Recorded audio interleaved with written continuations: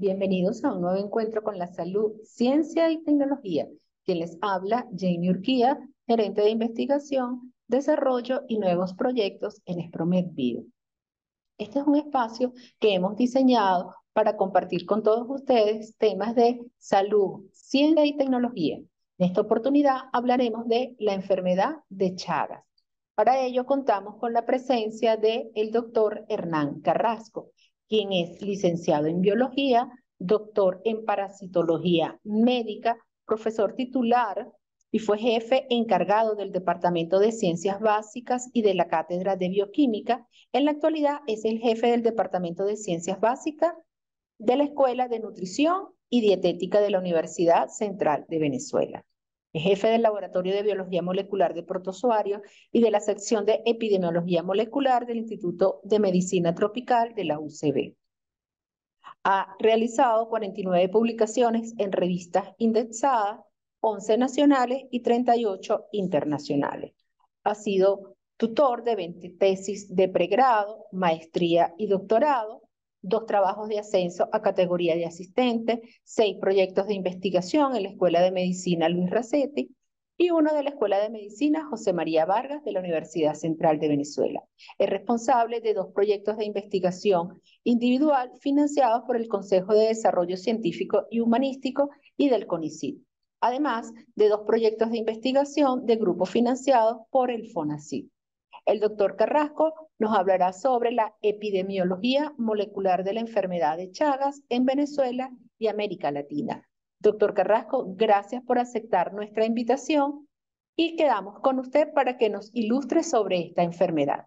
Quiero expresar mi agradecimiento a la doctora Glenny Sánchez por su gentil invitación a hablar un poco sobre lo que es la enfermedad de Chagas y la epidemiología molecular de esta enfermedad. El título de mi presentación es Epidemiología molecular de la enfermedad de Chagas en América Latina, implicaciones clínicas y epidemiológicas.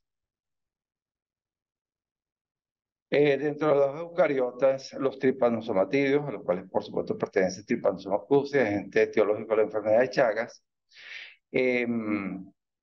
por una rama divergente muy antigua y según análisis filogenético molecular, a partir de secuencias de ARN ribosomal 18S, se muestra que los tripanosomas son monofiléticos y ocurrió la separación entre Trypanosoma cruzi, causante de la trypanosomiasis americana, y el Trypanosoma brucei, que es el causante de la trypanosomiasis africana, hace aproximadamente 100 millones de años.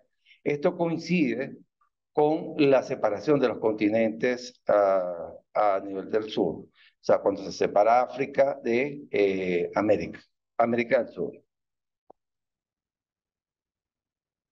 Datos fósiles y moleculares indican que Trypanosoma cruzi nos tiene menos de 65 millones de años en asociación con marsupiales y edentatas. O sea, Dentata es el grupo de los armadillos, los primeros mamíferos que habitaron el continente de Sudamérica.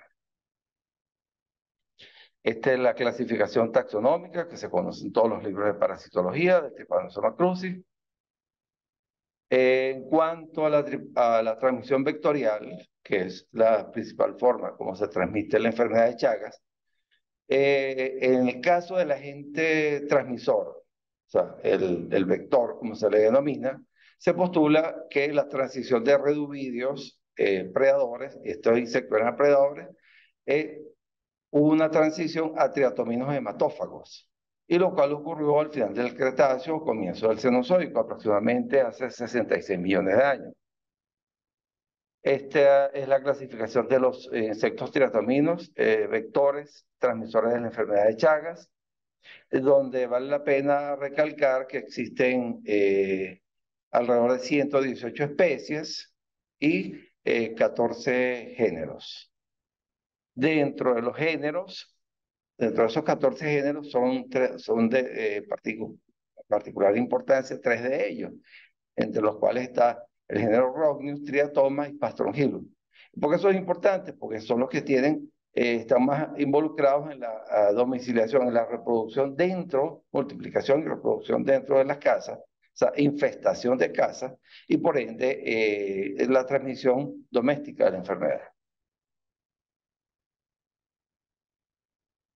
Bien, solo algunas especies han establecido estrecha asociación con el hombre, representando un problema de salud pública. Sin embargo, muchas especies selváticas, y esto es importante porque esto lo voy a mencionar al final de la charla, pueden adaptarse a una asociación más estrecha con el hombre y adquirir una mayor importancia epidemiológica cuando colonizan casas rurales, de las cuales se han eliminado especies domésticas mediante campañas de control. Esto es, se eliminan las especies domésticas o que tienen, era predominantemente en esos ciclos domésticos y luego pueden ser reemplazadas por otras especies silvestres que se adaptan al ecotopo humano o doméstico. La reinfestación de casas tratadas pudiera ocurrir por la recuperación de poblaciones residuales, posiblemente acompañado del desarrollo de resistencia a insecticidas, y esto se ha demostrado, la resistencia a insecticidas, o por la recolonización de hábitats domésticos por chipos inmigrantes de focas no tratados o selváticos. En el caso de los hospedadores mamíferos, se han reportado más de 180 especies o subespecies de mamíferos silvestres, terrestres o arbóreos pertenecientes a los 7 órdenes y 25 familias, los cuales han sido encontrados infectados naturalmente con Trypanosoma cruzi, que es el ciclo natural del parásito, el ciclo silvestre, a todo lo largo del continente americano. Debido a su amplia distribución e índice de infección por Trypanosoma cruzi, las especies o subespecies más importantes incluyen marsupiales, que tenemos acá, son los conocidos acá como rey pelado, los edentatas, el caso de los cachicamos, quirópteros, murciélagos, carnívoros, zorros, rodentia, el caso de roedores, y por supuesto los primates. Todo lo anterior muestra que el parásito ha tenido que sobrevivir y adaptarse y coevolucionar ante una enorme variedad de ambientes hostiles. Presión selectiva, tanto en el tracto digestivo de especies de insectos triatominos, donde existe la acción de moléculas de tipo lectinas, y la competencia con la microbiota particular que tiene cada especie de triatomino. Mientras que el hospedador mamífero, el Trypanosoma cruzi, ha tenido que evadir los mecanismos de defensa inmunológica. Bueno, este es simplemente una representación de las especies más importantes que están involucradas en la transmisión de la enfermedad de Chagas, que va desde el norte, desde el sur de los Estados Unidos hasta el norte de Argentina y Chile. Bien, la enfermedad de Chagas, causada por el protozoario Trypanosoma cruzi, puede considerarse como una de las principales enfermedades desasistidas, y así es considerada por la OMS.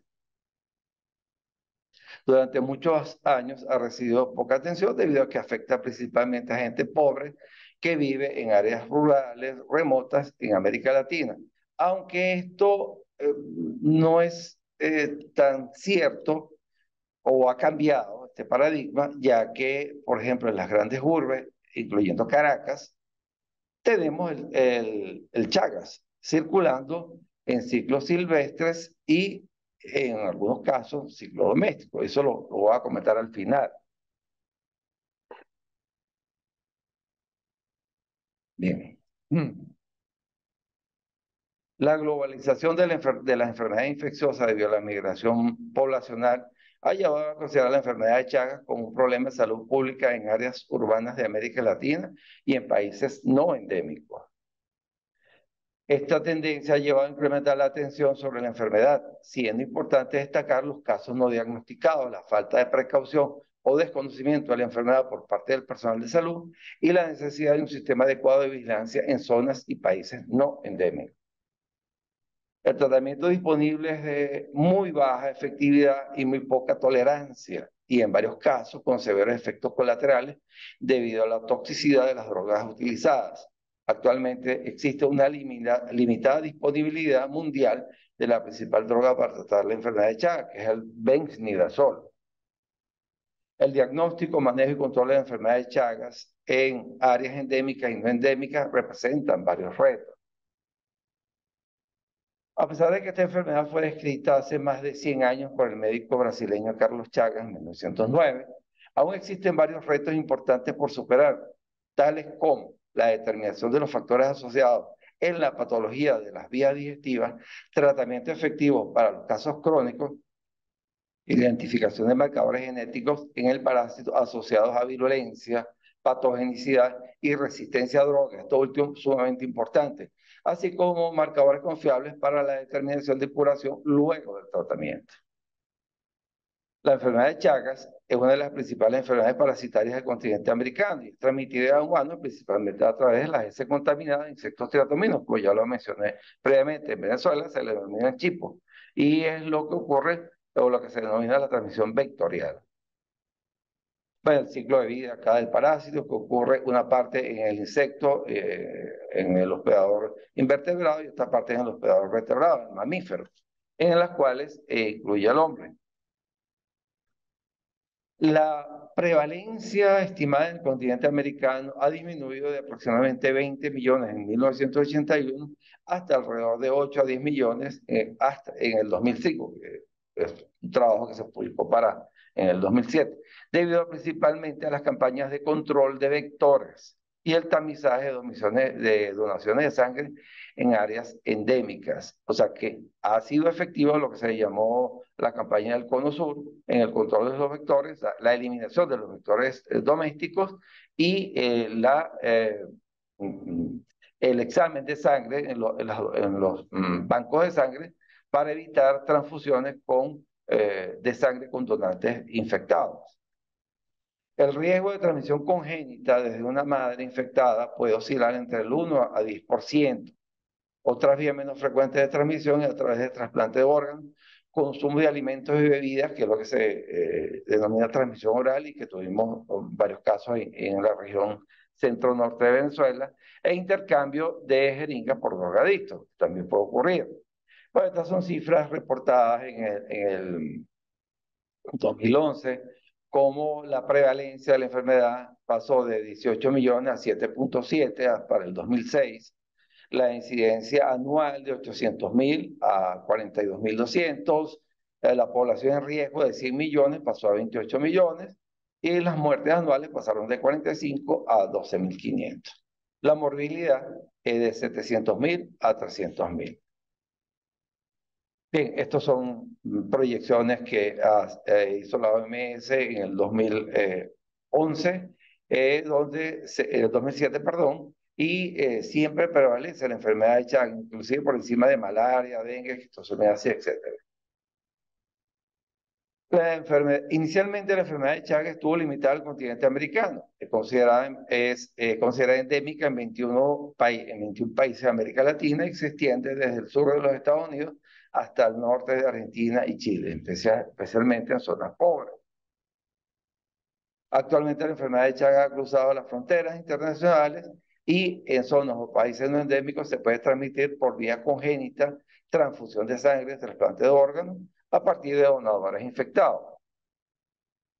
El flujo de migrantes desde América Latina a Norteamérica, Europa, Australia, Japón, entre los años 60 y 80, condujo a la detección de varios casos en esos países. Los factores de riesgo. Un factor de riesgo, en mi opinión, es cualquier situación, condición o exposición de un individuo a cualquier evento que aumente su probabilidad de sufrir una enfermedad. Dentro de los factores de riesgo, por supuesto, tenemos el tipo de vivienda. Y esto se da más que todo en zonas rurales o en zonas de bajos recursos económicos, zonas pobres, incluyendo la capital de Venezuela. Ahí es sumamente importante el material de construcción, los techos, las paredes, el piso, las camas donde duerme, el tipo de cama, a veces son cátares. Y ubicación geográfica, por supuesto. No es lo mismo hablar de una zona rural en portuguesa que hablar del centro de Caracas. El entorno ambiental, por supuesto, juega un papel importante como factor de riesgo. La presencia de palmeras, y evidentemente en zonas donde hay una vegetación, una alta densidad de vegetación, que eso permite la permanencia del ciclo zoonótico, esto es, las ratas, los radiopelados, los triatominos, de lo cual voy a mencionar haciendo referencia a la región capital. Por supuesto, la presencia de triatominos, cuáles son las especies que se encuentran en esta zona. Eso es un factor de riesgo sumamente importante. Los animales domésticos, peridomésticos y silvestres o sinantrópicos.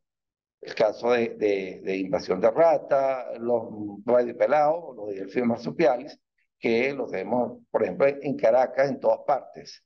Medios y servicios, por ejemplo, presencia de ambulatorios, centros de atención de salud que estén disponibles al no existir, y los medios y servicios como por ejemplo agua, para evitar, por ejemplo, la contaminación o la infección por vía oral, al no tener disponibilidad de agua para la higiene correcta de los alimentos, pero no solamente Chagas, pero porque hay muchas enfermedades que se pueden transmitir por vías digestivas.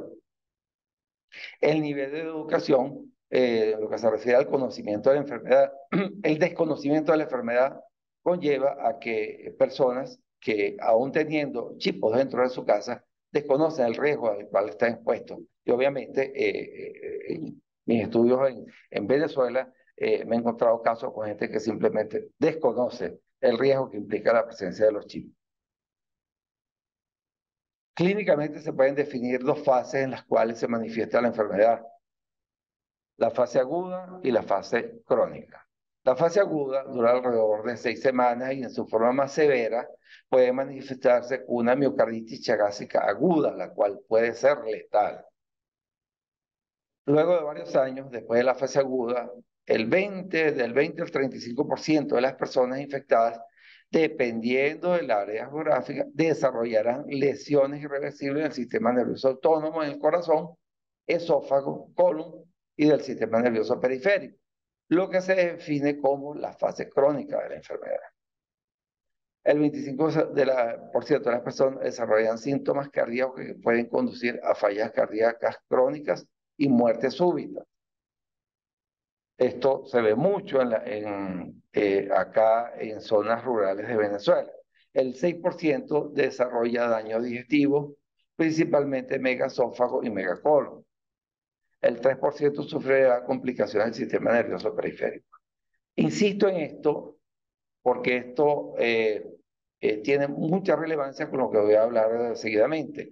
Un hallazgo como clínico frecuente es el compromiso del sistema nervioso autónomo, lo cual puede estar acompañado de alteraciones cardíacas o digestivas. La incidencia de estas anormalidades varía mucho entre distintos pacientes, que es el factor genético intrínseco, pero además esto también puede variar según la región geográfica. El tiempo transcurrido desde la infección primaria es importante para evaluar la patogenicidad relativa del T. cruzi. Esto fue objeto de un estudio que hicimos en el Instituto de Medicina Tropical en colaboración con la sección de cardiología, y que voy a mencionarlo brevemente al final. La llamada fase intermedia, o sea que el periodo asintomático entre la infección primaria o la fase aguda y la aparición de la fase crónica, puede tener un periodo variable desde unos pocos hasta más de 20 años. Es posible que uno de los factores responsables sea por de la extensión de la fase intermedia, es la actividad patogénica del parásito. O sea, obviamente que las características genéticas del parásito pueden ser determinantes en la duración de esa fase intermedia. Comparaciones bioquímicas y de ADN han mostrado que Trypanosoma cruzi es una especie muy diversa. Se han aislado varias cepas de T. cruzi, las cuales tienen diferentes epidemiologías, patogenicidad, respuesta al tratamiento, bioquímica e inmunología. Estas cepas han sido asignadas a 6 grupos distintos, TC1 al TC6. Ya voy a hablar de qué significa esto. Bueno, los síntomas que se observan en la fase aguda y en la fase crónica, la puerta de entrada, que se denomina el chagoma de inoculación, en el caso que sea en la región ocular, es lo que se denomina como signo de Romaña, que es la inflamación, que es el ingreso del parásito por invasión de a nivel del ojo, ¿okay? Fiebre, hepatosplenomegalia y miocarditis. Algunas veces la fase aguda puede pasar desapercibida y estos síntomas no se manifiestan de una manera agresiva. En la fase crónica se caracteriza por cardiomegalia, insuficiencia cardíaca, megacolon y megasófago. Vuelvo repito, los megasíndromes, eso depende del área geográfica. Sobre la pregunta de si la condición clínica y la patología observada pudiera estar influenciada por las características genéticas del parásito infectante, tal y como lo sugieren numerosos trabajos reportados hasta la fecha. De hecho, en 1981, Miles y colaboradores habían sugerido que las formas clínicas de la enfermedad de Chagas podían ser parcialmente debidas a la diversidad de las cepas del Trypanosoma cruzi. Diferentes cepas muestran patrones variables de virulencia, curso de parasitemia, mortalidad. Las mismas cepas pueden comportarse en forma distinta en diferentes líneas de ratones. Esto me refiero a las características genéticas del hospedador vertebrado. Distintas cepas de T. cruzi presentan diferentes grados de sensibilidad a agentes quimioterapéuticos y se ha reportado resistencia natural a benznidazol y nifurtimox. Esto es sumamente importante. La resistencia a las dos únicas drogas que tenemos disponibles para tratar la enfermedad de Chagas. De modo que, y se ha demostrado resistencia natural de algunas cepas. Entonces, ¿esto tiene que ver con las características genéticas del parásito? Sí. Se han estado buscando marcadores genéticos en esfuerzo para correlacionar las diferentes cepas en su comportamiento biológico, manifestaciones clínicas y características epidemiológicas, que es el tema que nos trata. Bueno, epidemiología molecular del Trypanosoma cruzi o enfermedad de Chagas. Como ya he mencionado, T. cruzi es una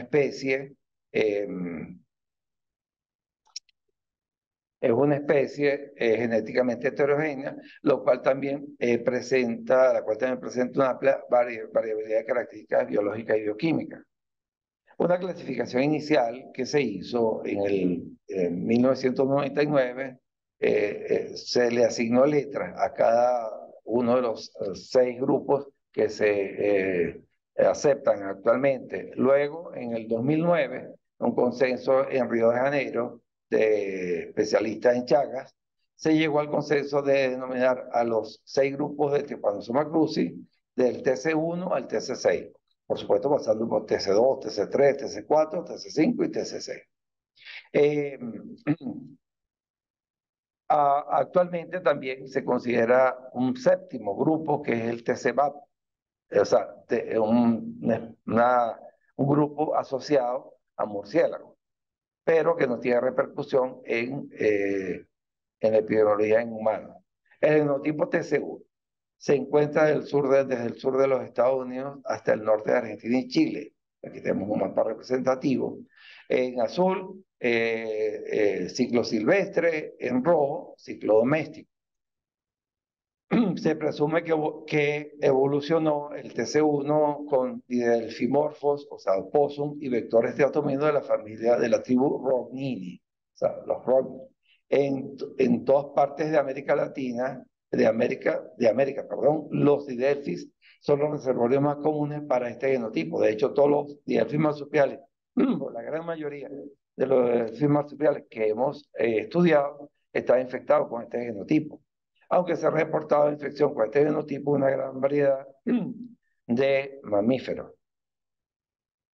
TS1 es el principal genotipo reportado en humanos en Norte y Centroamérica y el genotipo predominante en humanos en América del Sur al norte de la cuenca amazónica.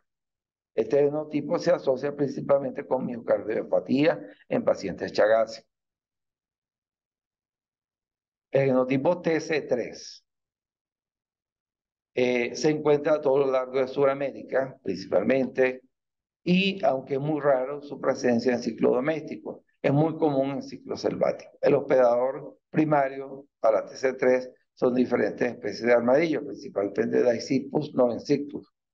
Y el vector asociado, por lo menos en Venezuela y en varios países, es Patrongylus geniculatus.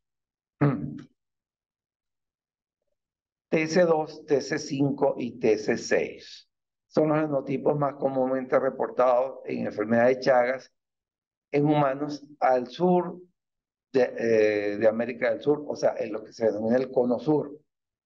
Los tres genotipos están estrechamente asociados con el ciclo de transmisión doméstica y con el principal vector doméstico en esta región del continente, que es el triatoma infestans. O sea, hay asociación entre estos genotipos y el vector, la especie de vector que lo transmite. TC2, TC5 y TC6 han sido reportados asociados a casos de cariomiopatía, megasíndrome, o sea, megasófago y megacolon en los países del Cono Sur, Argentina, Chile, Bolivia y Brasil. Por el contrario, la enfermedad de Chagas intestinal es casi ausente hacia el norte de América del Sur, Centroamérica y México, donde predomina, como ya lo mencioné, el TC1. TC5 es el genotipo más frecuentemente reportado en infantes con infección congénita en Bolivia y Argentina. O sea, está asociado a transmisión congénita. Actualmente el genotipo TC4 es el de que menos conocimiento se dispone. En Sudamérica, TC4 ha sido encontrado en una amplia variedad de mamíferos, incluyendo primates, roedores, armadillos y marsupiales terrestres. En Norteamérica, el mapache es el principal hospedador de TC4. También se ha reportado infección en perros domésticos, zorrillos y armadillos primates con este genotipo. TC4 se ha reportado en humanos en Venezuela y al nordeste de Brasil. Aquí está representado en rosado. En Venezuela nosotros hemos encontrado personas infectadas con TC4. Bien, entonces la diversidad genética del parásito tiene una gran repercusión en la epidemiología y la clínica de la enfermedad de Chagas, obviamente. En consecuencia, es importante identificar los genotipos que están circulando en las diferentes áreas geográficas y ciclos de transmisión. La identificación de los genotipos permite una prognosis y evolución de la enfermedad en personas infectadas, así como en las medidas de control y vigilancia epidemiológica. Para esto voy a presentar unos datos sobre un estudio que realizamos en pacientes chagásicos en fase crónica. Para el año 2012, nosotros publicamos este trabajo, que es distribución geográfica de los genotipos de Trypanosoma cruzi en Venezuela. En este trabajo, aquí tenemos el mapa de Venezuela y los diferentes hospedadores, vertebrados, o sea, humanos y silvestres, y los triatominos. Encontramos que en humanos, solamente en humanos encontramos infección con TC1 y TC4. No pudimos detectar, o no hemos detectado hasta la fecha, infección con TC3. Eso no significa que no exista. En triatominos hemos encontrado los tres genotipos asociados principalmente a especies de triatominos particulares. Y eso se ha estudiado, la relación entre genotipos y la especie de vector. En reservorios hemos encontrado TC3 y TC1 en diferentes especies de mamíferos silvestres. Lo que había mencionado. Entonces, la epidemiología molecular de la enfermedad de Chagas en Venezuela. ¿Qué fue lo que hicimos? Acá teníamos aislados de Trypanosoma cruzi obtenidos mediante diagnóstico de pacientes, obviamente chagásicos, que asistían a la consulta externa del servicio de cardiología del Instituto de Medicina Tropical. Logramos conseguir la historia clínica de estos pacientes, ya que teníamos los parásitos, sabíamos cuál era el genotipo infectante.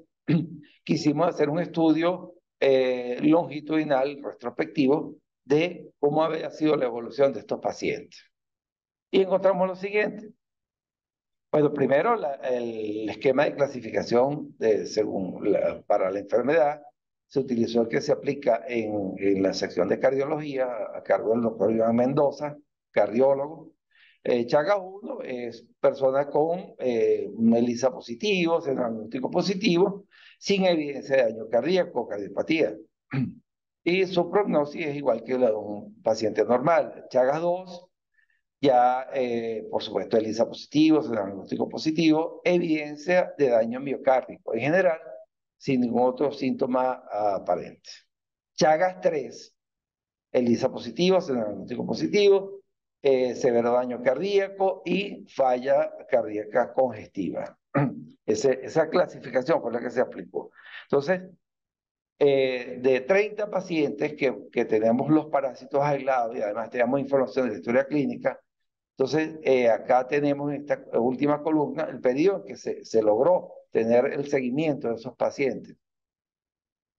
Tenemos el genotipo, la condición clínica inicial, desde que llegaron a la consulta hasta la condición clínica final, que ya después no regresaron más, por diferentes motivos. Vemos, por ejemplo, muchos de los pacientes con Chagas 2 estaban infectados con TC1 y pasaron a Chagas 3 en el periodo de estudio.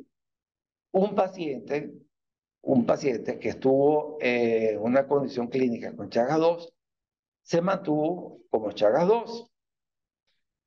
Este estudio y el resto de los pacientes con TC infectados con TC4 no tuvo cambio. Aquí tenemos una tabla donde tenemos el genotipo TC1, la condición clínica de los 30 pacientes, 22 estaban infectados con con TC1, 6 de ellos estaban en la condición condición clínica de Chagas 1, 5 de ellos estaban como Chagas 2 y 11 de ellos con Chagas 3.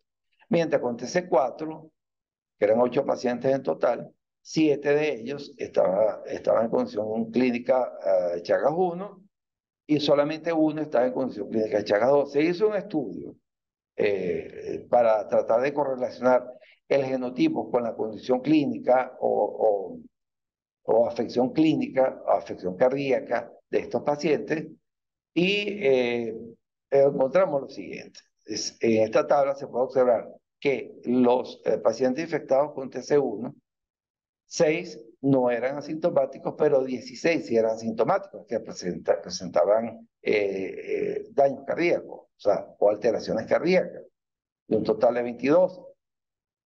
7 pacientes estaban infectados con TC4 y un solo paciente tenía sintomatología chagásica, de 8 en total.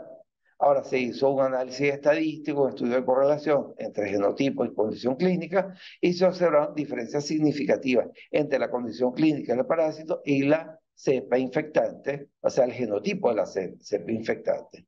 Y aquí tenemos el nivel de significancia que se obtuvo.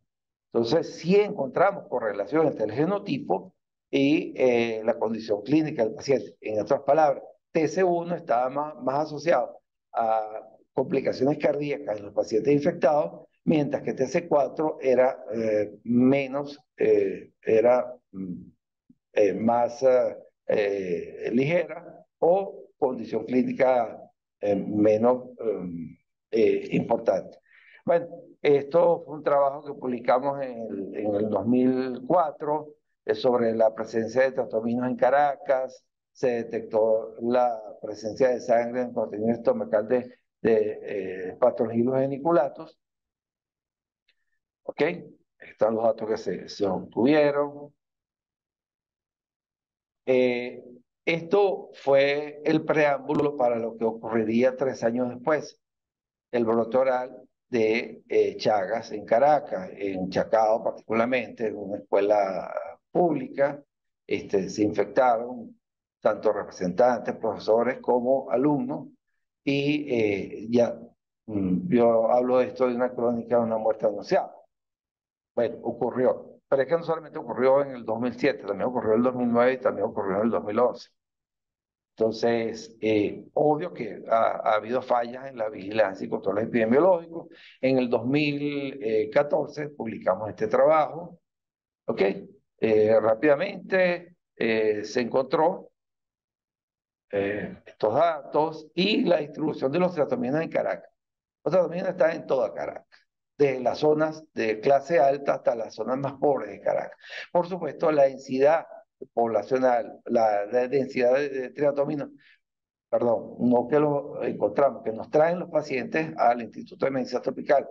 La mayor cantidad nos las traen de lo que es Petare y la región noreste de Caracas, donde la mayor cantidad de teratocinos no provienen de esa zona. Sin embargo, salvo Catedral, que está en el centro del distrito capital, fue de donde hasta el momento no nos han traído tratamiento. Ya lo saben.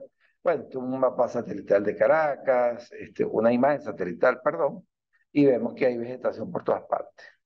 Bueno, para concluir, a más de un ciclo de haberse identificado el Trypanosoma cruzi como agente causal de enfermedad de Chagas, o Carlos Chagas, son muchos los avances que se han hecho sobre su ciclo de vida, lo cual ha permitido ampliar nuestro conocimiento de este protozoorio, con el objeto de poder dilucidar en detalle los procesos bioquímicos, fisiológicos, celulares, genéticos y moleculares que ocurren en el parásito, así como los mecanismos de interacción parásito-hospedador, o sea, vertebrado-invertebrado. Todo esto con el propósito de poder desarrollar un tratamiento principalmente farmacológico que permita curar la enfermedad en sus dos fases, en la aguda y en la crónica, siendo principalmente crítico el estado crónico, ya que hasta la fecha no existe una droga realmente efectiva para curar la enfermedad en la fase crónica. Bueno, tristemente todavía tenemos condiciones de vivienda como esta. Esto no es una foto reciente, pero cada vez que voy a zonas rurales de Venezuela, veo un panorama similar. Bueno, muchas gracias y espero que haber aportado algo sobre este problema que sigue siendo un crítico en Venezuela. Es un problema de salud pública que hay que atender. Doctor Carrasco, agradecemos su participación en este encuentro y que haya compartido con nosotros su experiencia en la enfermedad de Chagas en Venezuela y a nivel internacional. A ustedes que nos sintonizan, les invitamos a seguirnos a través de nuestras redes como @espromedbio y los esperamos en un nuevo encuentro.